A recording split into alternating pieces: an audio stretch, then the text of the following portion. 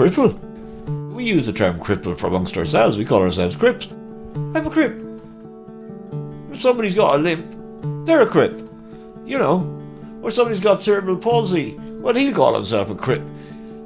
Don't anybody else dare call him a crip, though. It's just like black people can call themselves a certain word, you know.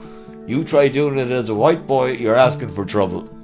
So many of us have been marginalised and institutionalised, and the problem is that even though it is cheaper to give us personal assistance than it is to institutionalise us, there is a drive, again, to institutionalise us. Please, John, yeah, okay. Top whiskey would be great. Yeah, okay. They're running out there to get one. Alright, well, that'll be you running out, I guess, John. I suppose. No. Why do I stay here? Have a look at the view out my window. I've got a constantly moving pageant of water, traffic, light.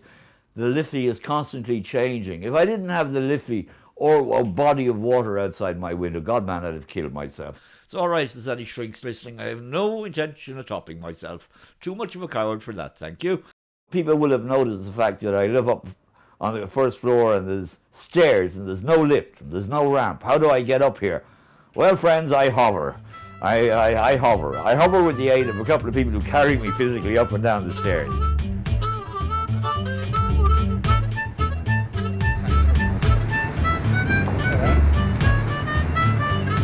Thanks very much, guys. See you later. I come from a small town called Mohill, which is down here in County Leitrim, and that's where I grew up in the 50s and 60s. Well, we're going now to meet my mother, who's a sprightly 83-year-old, just back from Australia, and we'll probably run into my brother Ronan as well.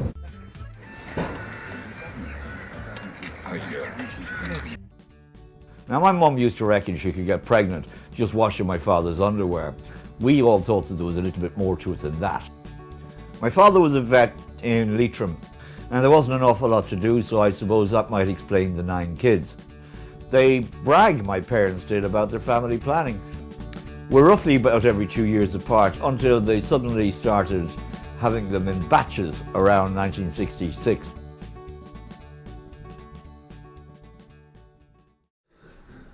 Yeah, would you look at the way the locks have... I wasn't allowed to grow the beard, so I grew the locks all the way down the chin. A good-looking fellow. I love this one. Yeah. Yeah, Daddy, it's that 4 in the pint, Smithick.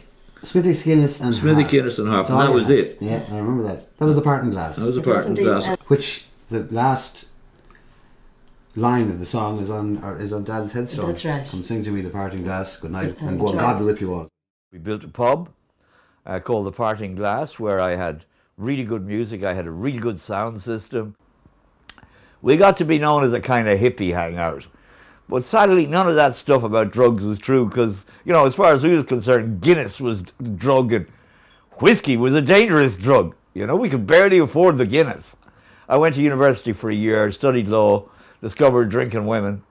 Law came third. What year was this a bit? That was 1970. And I ended up in a squat, like so many kids did back then in London. Hey, we were cool. I went into a job in Manpower, and I ended up with a job in advertising. And even though I was kind of lefty, hippie, anti-capitalist, much to my horror and amazement, it turned out I was really good at this. And so it came that I built a career in advertising. Yourself and Tidge. I know who I married, yes, I do remember, I do remember. The Sex Pistols had an album out, and the album was Nevermind the Bollocks. It's hard to believe that this Republican was brought a wife by the Queen of England, in a way. It was the Queen's Silver Jubilee or something. So I went for a party and had a disco on, where was it? Tottenham Court Road. I ran into this nurse I'd run into before, and a few years later we got married. It was one hell of a wedding. I was in love with her, she was in love with Italy. It seemed kind of logical that I should fall in love with Italy. That's a nice photograph of the land and Tidge and the goats and the dog. I'm just looking at the warm weather. Yeah. Eventually we were fortunate enough to find a farm pretty much adjacent to that belonging to my parents-in-law. And it was a tumble-down ruin, and so we set to work on it. We were farming organically, we were feeding ourselves, we had no money, and in order to finance the dream, I was both teaching English and I ended up as an export director for a number of local firms. And that was great fun because I could work in 3 languages. Here's a cluster of people and some goats, and Daddy, you, me, Tidge. Yeah, you had lost your hair at that time. I had alopecia, but my hair was coming back at that stage. Not all marriages are made to last in heaven, and mine unfortunately was one of those that didn't. One day, my beloved, my Tidge, told me that she just no longer loved me anymore. And I took this very hard, and you know, I'm sure it was 2 to tango, it must have been hard on her too. Of course, now, here we are 25, 30 years later, and you can't be enemies forever. We weren't enemies very long. Our marriage ended. After I got back to Ireland, I spent quite some time licking my wounds. I felt sorry for myself a bit, but I got over that, and eventually I got involved with my brothers in the Boxty House, and then I went on eventually to take over another famous coffee shop called The Joy of Coffee, which had become a landmark in Temple Bar. And I got great pleasure out of that for a couple of years until my illness set in. Now bear in mind that I'd shuffled in the hospital and now I was in bed and couldn't get out of bed. I couldn't even transfer into a wheelchair on my own. I didn't know what was happening and I was scared out of my wits. Nobody could tell me how long I was going to live, if it was going to get worse, if it was going to crush my lungs. And I had a morbid fear of ending up in an institution. I'd seen institutions and man, the smell of piss and cabbage. Eventually I got out of hospital, a care package was put in place for me, and I went back to my own apartment. And I was being looked after with the aid of a carer to help me live independently. But I was still, man, I was very depressed. I felt I was ugly, I felt I was...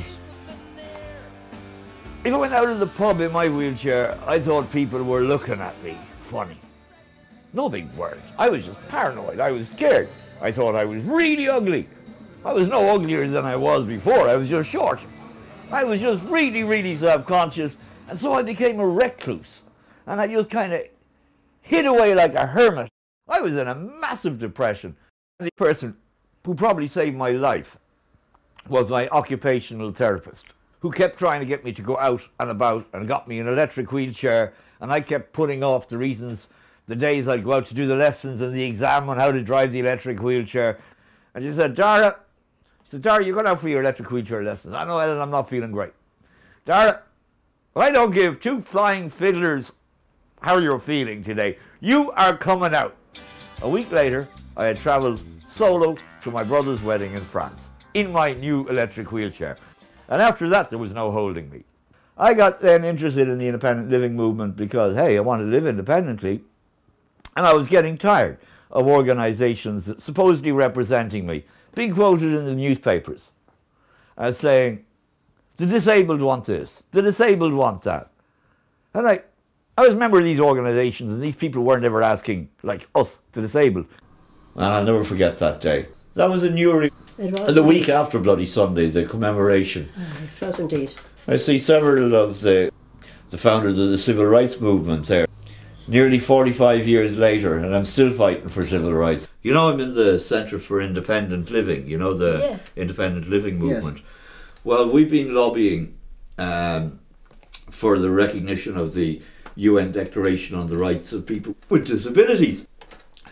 So, you know, there's lots of people, the farmers are always having demonstrations in Brussels and Strasbourg. Yeah. Well, they have marches. Right. We can't. Yeah. So we're having a freedom drive, we call it. Basically, we're meeting up, networking with groups from all the other European countries. Yeah. And we're all going to lobby our own MEPs. So it's a massive thing. It's sad when you have to do that, go that far. Yeah, it is sad that we have to go that far. Yeah, but you know, that's the way of it now. You know? Like that all the years ago, the meek shall inherit the earth. Yeah. 6 feet of it. Yeah, good luck. Hotel space turns out to be at a real premium in Strasbourg. That's fine with me. You can sleep alone or with another people. It depends on the other person, but I'm easy. I'll sleep with anybody. The meek are the peaceful and quiet people who don't do anything. This t-shirt, they don't achieve anything. Yeah, This T-shirt is saying basically you have to fight for your rights. I understand. now. I meet Arno from Belgium. But I'm known as being a little guy with a big mouth, and I don't like to discuss on and on and on. I'm a man of the action. The whole point of independent living movement is that we say nothing about us without us. Nothing about us without us. Nothing about us without us. Nothing about us without us. Independent life. The part of the convention that deals with independent living is Article 19. Meeting old comrades like Dermot Hayes here, amongst the tremendous Irish crowd, have made an enormous efforts to get here, leaves me feeling suddenly really energised. Martin Upton is a veteran Irish disability activist who was a founder of the European Network for Independent Living.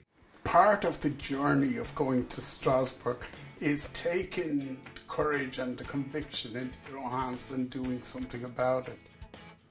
We now have to convince ourselves to take our place in mainstream society. It's up to us. We need to bring to it that lived experience of people with disabilities. After our meeting with the Irish MEPs, Mairead McGuinness elegantly sums up our situation for a wider European audience. The concept of independent living, it seems odd that we're discussing it, because everybody likes to choose how they live and where they live. But we've decided that some people in our countries can't do that. I'd like to welcome President Gentilizza. Freedom drivers, we feel we are in solidarity. You with us, we with you, because we are absolutely the same. For the President, another photo op. For Martin, it's his mission. Mr. President, yeah. there's 50 million of us, that's what that represents. 50 million in that population. We shall